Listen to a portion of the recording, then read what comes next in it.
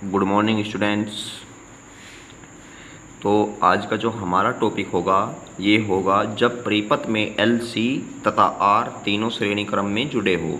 ठीक है, इसको देखो हम एल सी आर परिपथ भी कहते हैं। और ये जो हमारा आज का टॉपिक है ये मोस्ट इम्पोर्टेंट टॉपिक है। बोर्ड एग्ज़ाम में यहाँ से न्यूमेरिकल आता है हर साल, या ये डेरिवेशन ही आता है। ठीक है, तो आप इसको अच्छी तरह से प्रिपेयर करें। तो देखो सबसे पहले मैंने आपको बताया एल सी आर। सबसे पहले देखो हम डायग्राम बनाते हैं, क्योंकि जो इसका मेन है वो डायग्राम से ही है। ठीक है, ये तो सभी को पता है। ये हमने एल जोड़ दिया, फिर ये हमने इसमें सी जोड़ दिया, और फिर हमने ये इसमें आर जोड़ दिया। ठीक है प्यारे बच्चों, और ये किसके साथ जोड़ दिया हमने? प्रत्यावर्ती धारा स्रोत के साथ जोड़ दिया। ये एल हो गया, ये सी हो गया, ये आर हो गया। ठीक है, अब हमने मान लिया कि जो हमारा एल है उसके सिरों के बीच उत्पन्न विभवांतर वी एल है। ठीक है, इसके सिरों के बीच उत्पन्न विभवांतर वी सी है, और इसके सिरों के बीच उत्पन्न विभवांतर वी आर है। ठीक है, तो हम सभी की सभी सारी की सारी बातें इस प्रकार ही लिखेंगे। ठीक है, तो पहली जो हमारी बातें होगी कि ये क्या होगी, देखो माना किसी प्रत्यावर्ती धारा परिपथ में एल सी आर श्रेणी क्रम में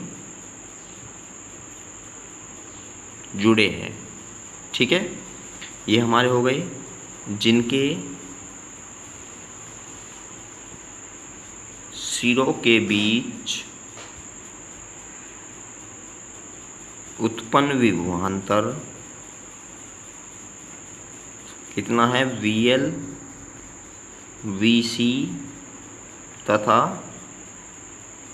वी आर है। ठीक है मेरे बच्चों, अब हम देखते हैं कि देखो सबसे मेन बात जो मैंने अग्रगामी और पश्चिमगामी का कॉन्सेप्ट आपको बताया है, सबसे मेन है हमारा वो। तो हम सबसे पहले इसका डायग्राम बनाते हैं। ये हो गया हमारा।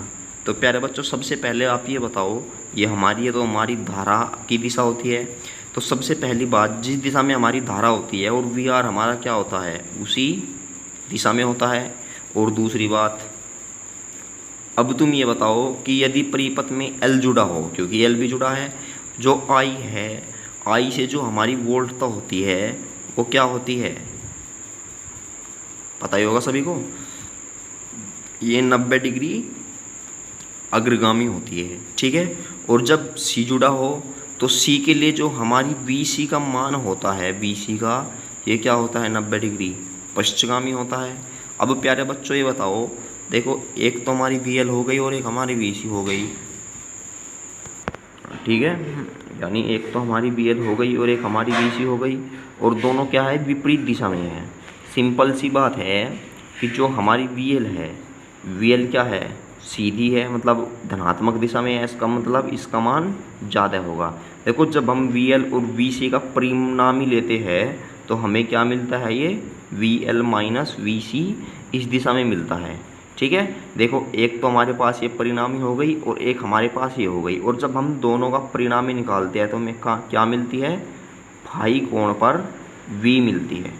ठीक है मेरे बच्चों, तो आई होप सभी समझ गए होंगे ये बातें। देखो वी एल माइनस वी सी इसीलिए लिए हमने, क्योंकि ये क्या है हमारी, ये ज़्यादा मान होगा इसका और इसका कम होगा, क्योंकि हम इनका परिणामी लेंगे। क्योंकि हमें पता है कि एकदम से हम 3 सदिशों ऐसी कोई हमारे पास पर में भी नहीं है जिससे हम एक साथ 3 जो सदिश है, मतलब 3 हमारे मान होते हैं और उनमें दिशाएं होती है, उसके लिए हम मान निकाल दें। क्योंकि हमारे पास केवल 2 सदिशों के लिए ही मान निकालने के लिए होते हैं फॉर्मूला भी। ठीक है, तो इसलिए हम क्या है हमारे पास जो वी एल है और वी आर है। ठीक है, इनका क्या करेंगे हम? सबसे पहले देखो वी एल वी सी का परिणामी लेके जब निकालेंगे, ये हो गया। और हम देखते हैं कि चित्र से,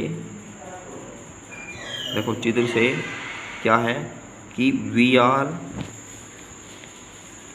आई के साथ समांतर कला में होती है। ठीक है, तथा वी एल आई से 90 डिग्री अग्रगामी तथा वी सी आई से 90 डिग्री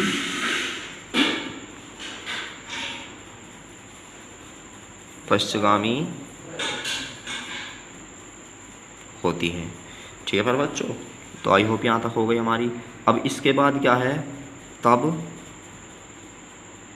देखो, तब माना इनकी परिणामी वोल्टता कितनी है, V है। तो प्यारे बच्चों देखो, परिणामी वोल्टता VL माइनस VC और VR की कितनी मान ली हमने, V है। तब ये बताओ कि जो हमारा V स्क्वायर होगा ये क्या होगा हमारा, एक तो होगा वही देखो, ये एक तो हमारी ये लंब और आधार वाली कंडीशन हो गई हमारी, क्योंकि एक तो हमारी ये हो गई और इन दोनों की परिणामी ये हो गई। तो यहाँ पे क्या होगा, VR का square plus VL minus VC का स्क्वायर। तो यहाँ से हम V बराबर रूट के अंदर क्या हो जाएगा, VR का square plus VL minus VC का स्क्वायर। ठीक है। अब चूँकि हमें पता है कि जो VR बराबर होता है ये क्या होता है, IR होता है। ठीक है। और जो हमारा VL होता है ये क्या होता है, IXL होता है। और VC क्या होता है, IXC होता है। और इसका स्क्वायर हो गया। अब V बराबर रूट के अंदर देखो हमने सभी से I कॉमन लिया, क्योंकि आई स्क्वायर सभी में से कॉमन होगा, तो आई स्क्वायर कॉमन लिया तो ये क्या निकल जाएगा हमारा, बाहर निकल जाएगा। तो आर स्क्वायर प्लस के कितना रह जाएगा, एक्सएल माइनस एक्ससी का स्क्वायर। तो हम इसे लेगा इसके अपॉन में, तो वी अपॉन आई हमारा कितना हो जाएगा, रूट के अंदर R square plus XL minus XC का स्क्वायर, यहाँ पे होल स्क्वायर होगा। ठीक है प्यारे बच्चों। अब चूँकि मैंने आपको हमारे 3 डेरिवेशन कंप्लीट हो चुके हैं लगभग इसमें से इस प्रकार के, तो मैंने आपको बताया था कि जो हमारा v अपॉन आई होता है वो क्या होता है, z, जो क्या है परिपथ की प्रतिबाधा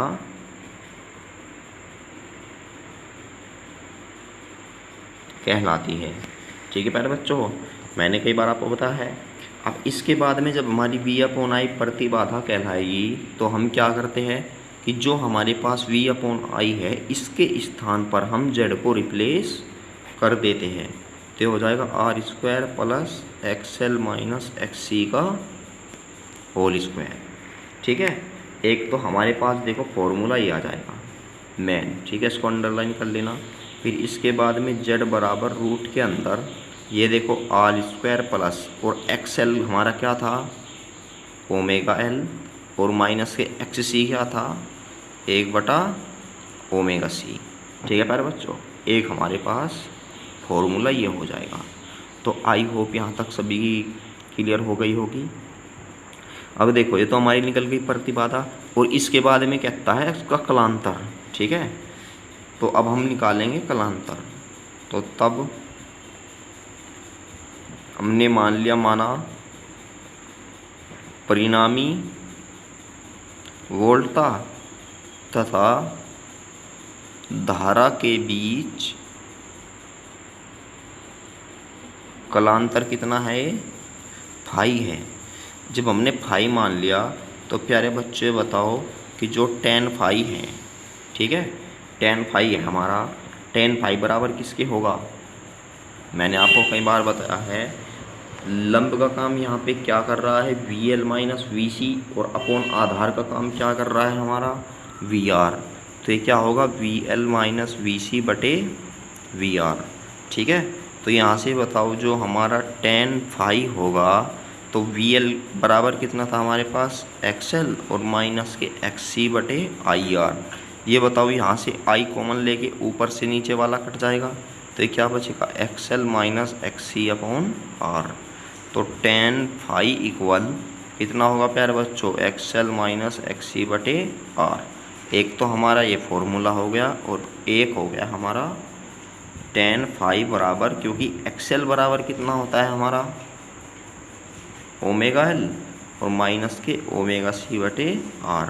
एक ये हो गया हमारा, और एक फॉर्मूला और बन सकता है हमारा, क्योंकि ओमेगा बराबर क्या होता है, 2 पाई एफ होता है, तो हम यहाँ पर 2 पाई एफ रिप्लेस कर के भी एक फॉर्मूला स्थापित कर सकते हैं।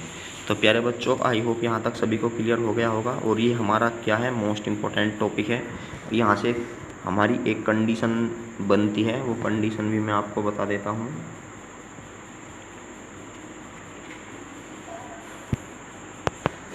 तो प्यारे बच्चों, तो ये हमारी कंडीशंस है, क्या है, पहली है हमारी कि यदि ओमेगा एल बड़ा हो ओमेगा सी से, क्योंकि जो हमारा फॉर्मूला आया है ये ओमेगा एल माइनस के 1/ओमेगा सी, ठीक है। तो ओमेगा एल बड़ा है 1/ओमेगा सी, तो इसका मतलब है कि जो हमारा tan फाई है ये क्या होगा, हमारा पॉजिटिव होगा, ठीक है। तो इस दशा में जो हमारी आई है, ठीक है, वो क्या होगी, वोल्टेज से, यहाँ पे लिख लेना क्या होगी, पश्चगामी होगी, ठीक है। यानी आई वोल्टेज से पश्चगामी होगी। एक तो कंडीशन ही हो गई हमारी। और दूसरी है कि यदि ओमेगा एल क्या है, छोटा है 1/ओमेगा सी से, ठीक है। तो यहाँ पे क्या होता है कि जो हमारा tan फाई है, tan फाई, तो tan फाई की वैल्यू हमारी क्या होगी, निगेटिव होगी। और तो इस कंडीशन में तो जो हमारी आई है वो क्या होगी, अग्रगामी होगी वोल्टता से, ठीक है। और एक कंडीशन आती है हमारी, जब ओमेगा सी बराबर किसके इक्वल हो, ओमेगा एल के, तो हमारा जो tan फाई की वैल्यू मिलती है वो 0 डिग्री मिलती है, ठीक है। तो इस कंडीशन में जो हमारी आई व वी क्या होते हैं, समान कला में होते हैं। और कलांतर की वैल्यू कितनी होती है यहाँ पर, 0 डिग्री। तो इस स्थिति में क्या होता है हमारा, जब ओमेगा एल बराबर 1/ओमेगा सी के होता है तो जेड बराबर हम क्या होता है हमारा, डायरेक्ट हमें आर के इक्वल मिलता है, ठीक है प्यारे बच्चों। तो ये हमारी कंडीशन हो गई है।